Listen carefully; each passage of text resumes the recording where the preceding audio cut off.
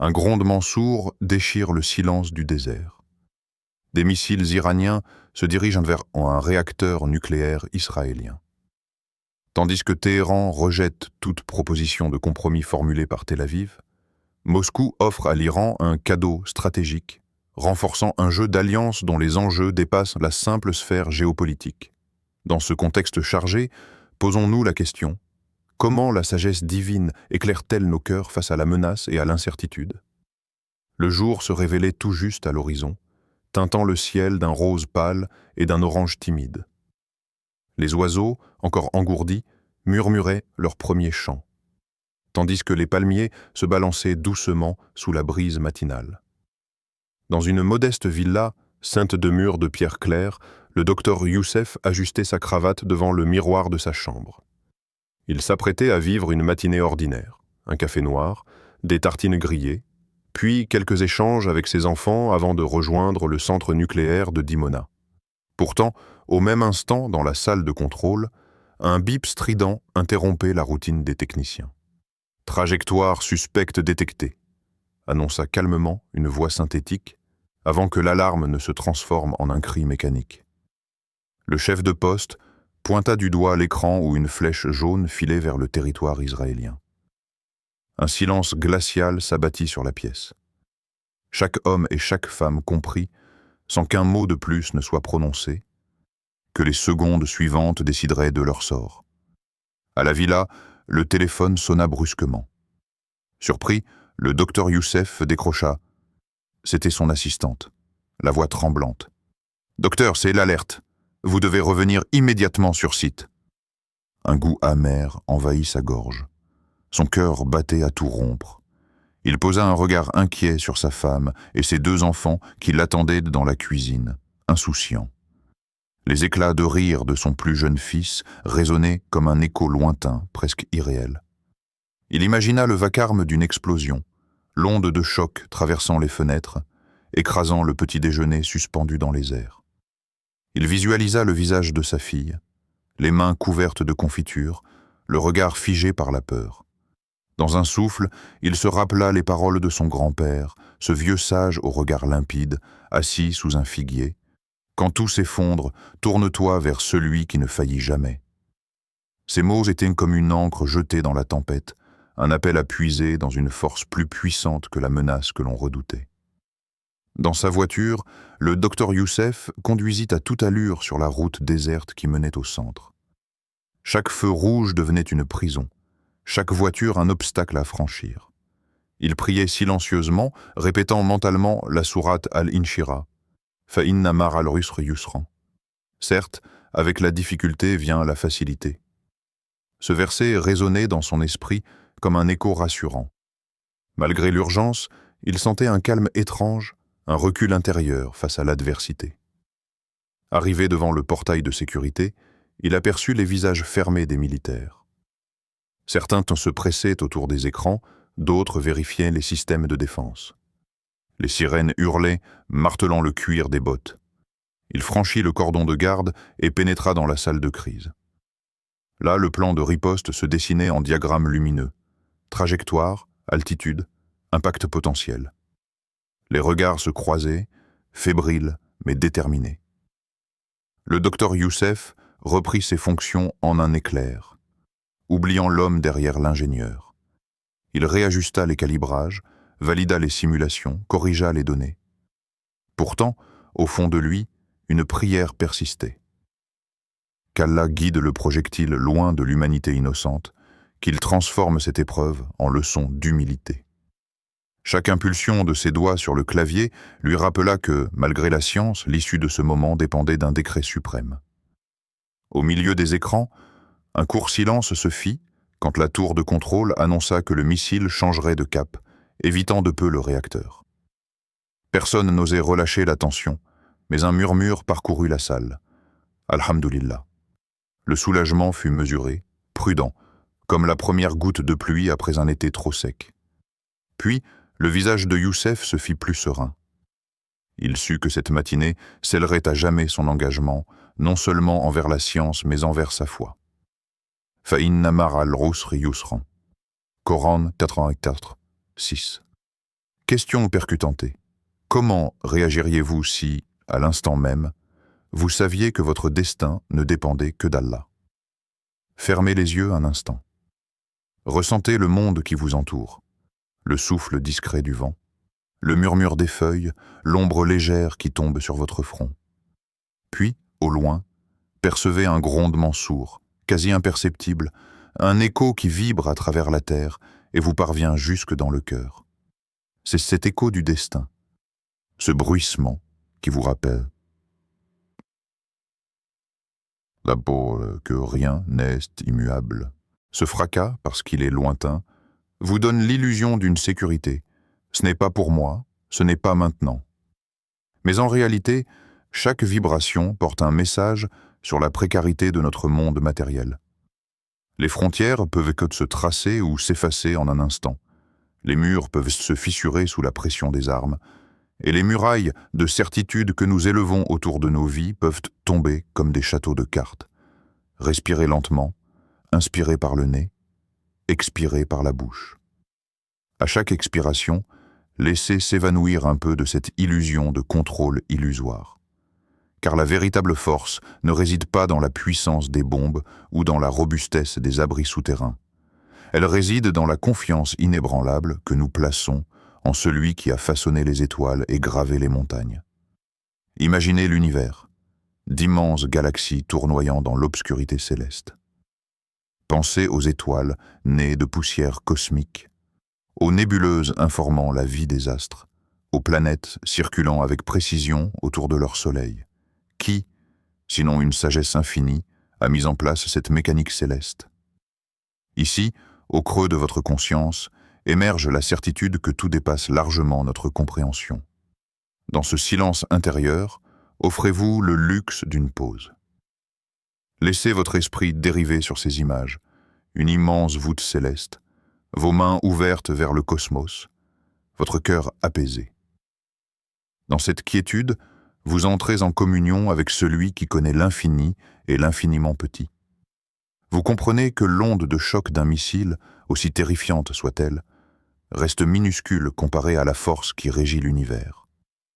Chaque battement de votre cœur devient une prière silencieuse, un rythme sacré relié à celui dont la miséricorde embrasse toute chose.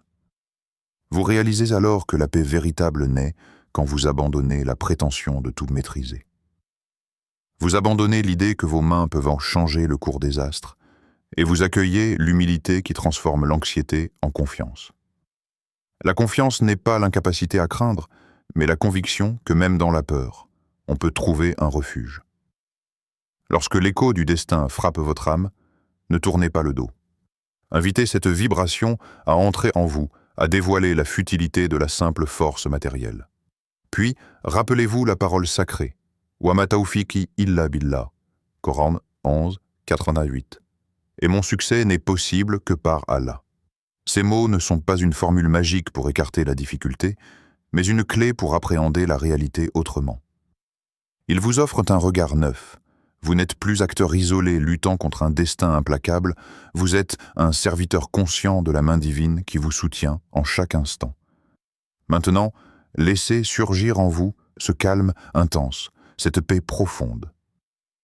Imaginez-la se répandre dans chaque cellule. Dissoudre l'angoisse, étirer votre être vers l'infini.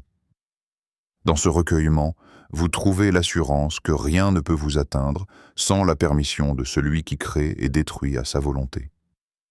Vous ressentez la légèreté du lâcher-prise. Plus besoin de serrer le poing, plus besoin de barricader votre esprit, plus besoin de courir après des certitudes éphémères. Vous ouvrez les mains comme pour recevoir un don précieux, la sérénité. Dans cet état, posez-vous la question. Quelle paix trouverez-vous en abandonnant toute illusion de contrôle? Ne vous contentez pas d'une réponse intellectuelle. Laissez votre cœur vous murmurer la vérité. Peut-être découvrirez-vous une paix que vous n'aviez jamais imaginée. Un apaisement qui transcende la crainte du lendemain. Peut-être percevrez-vous que, même dans la tourmente la plus violente, une présence silencieuse veille sur vous, une présence plus solide que toute forteresse. Restez ainsi, encore un instant, dans cette méditation profonde, jusqu'à ce que vous sentiez la paix vous habiter pleinement. Puis, lorsque vous rouvrirez les yeux, emportez avec vous ce trésor intérieur. La certitude que, quelle que soit la violence du monde, votre âme est soutenue par celui qui ne faillit jamais. Sous un ciel lourd, où grondent les nuages comme les tambours d'une armée antique, surgissent des silhouettes d'acier. Les missiles, pareils à des faucons de fer, déploient leurs ailes tranchantes. Leurs plumes ne sont pas de chair ni de soie, mais d'un métal lisse, poli par les mains des hommes qui ont appris à dompter l'atome. Ces volatiles mécaniques perçant la voûte céleste, zébrant l'horizon d'une encre mortelle, et tissent dans l'air une calligraphie funeste, un arabesque de feu et de fumée.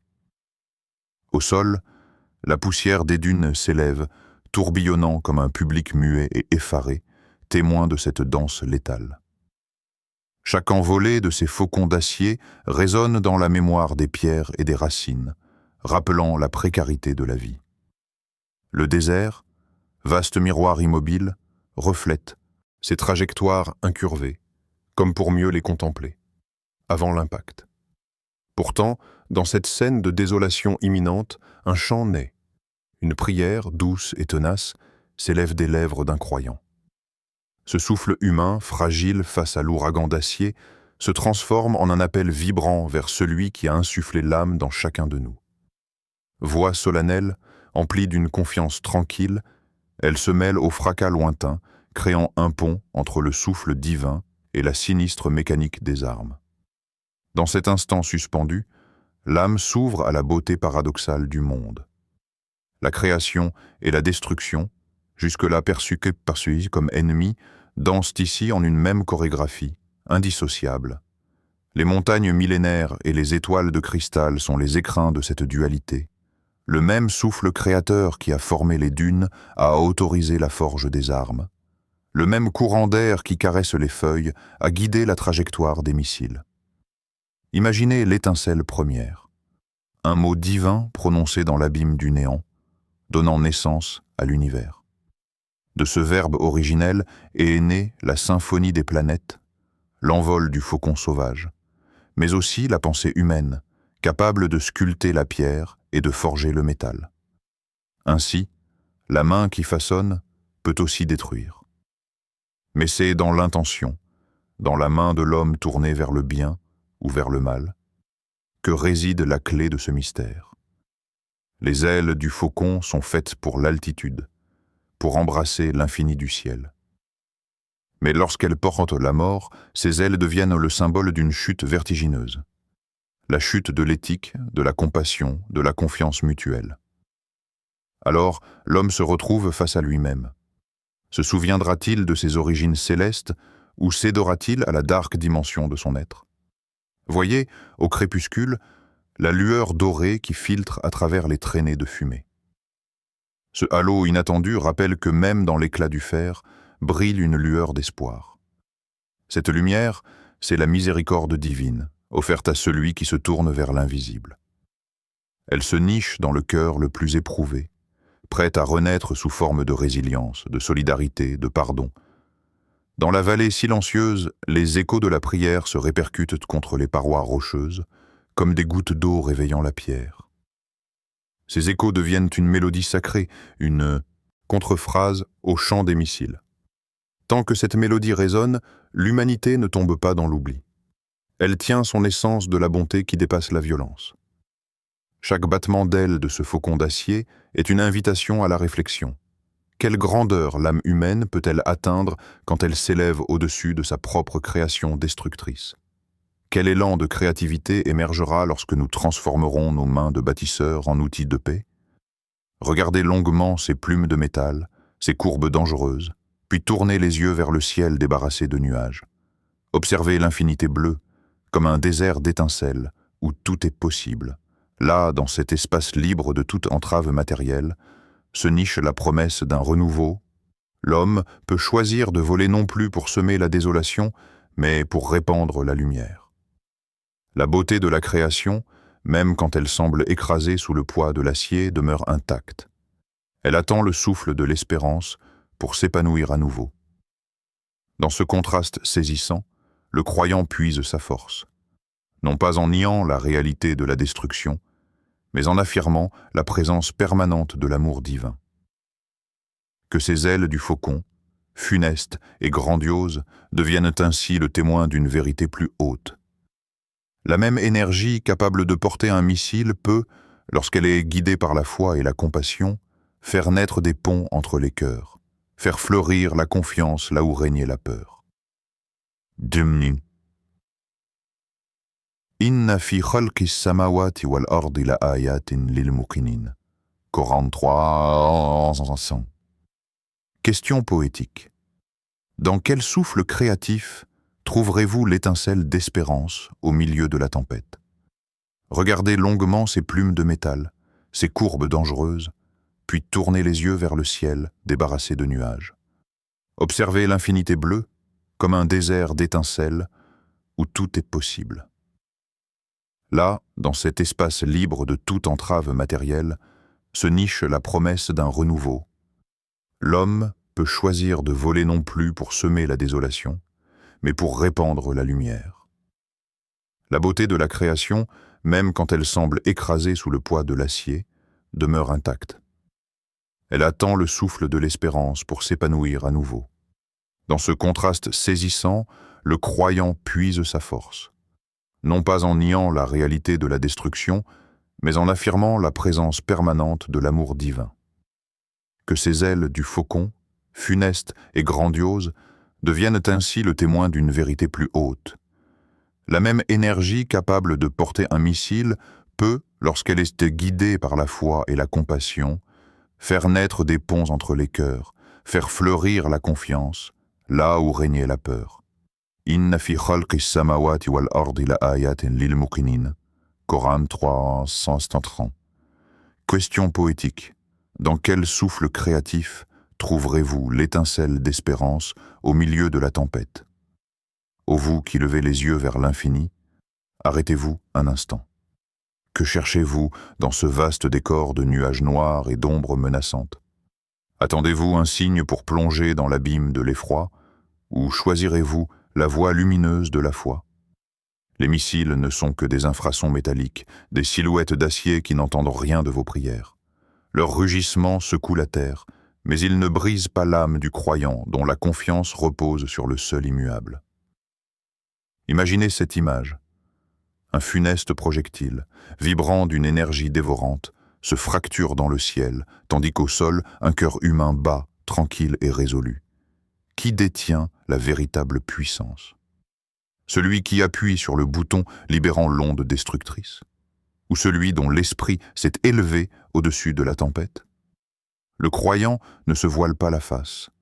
Il voit la menace, l'analyse, la prend en compte.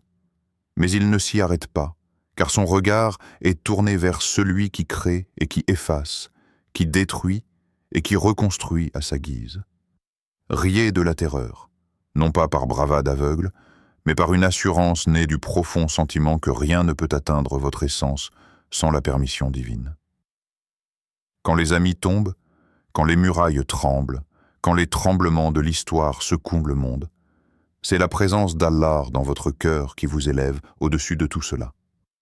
Votre sourire discret devient le signe d'une foi inébranlable, d'une paix intérieure qui échappe aux secousses extérieures.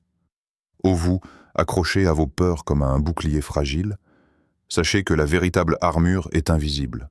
C'est la soumission sereine à la sagesse infinie. Vous brandissez vos convictions comme des épées, mais vous oubliez parfois que la plus redoutable est celle forgée par la certitude en la miséricorde. Sans cette épée, vos convictions se plient dès le premier coup d'adversité. Interrogez-vous, quel est le fruit de vos efforts? Est-ce la construction de forteresses de béton, destinées à retenir l'onde de choc, ou la construction d'un sanctuaire intérieur, où la crainte n'a plus droit de citer? Les bombes peuvent bétonner les routes, mais elles ne peuvent bâtir l'espérance. Seule la foi, lorsqu'elle devient acte quotidien, érige un rempart impénétrable. Le Coran n'élude pas l'effort humain. Il l'encourage jusqu'à la ligne de front, jusqu'à cet instant où chaque action compte. Mais il nous rappelle aussi les limites de notre pouvoir. Laysa lil insan illa ma sara. Coran 53-39. Le homme n'obtient que ce pour quoi il a œuvré.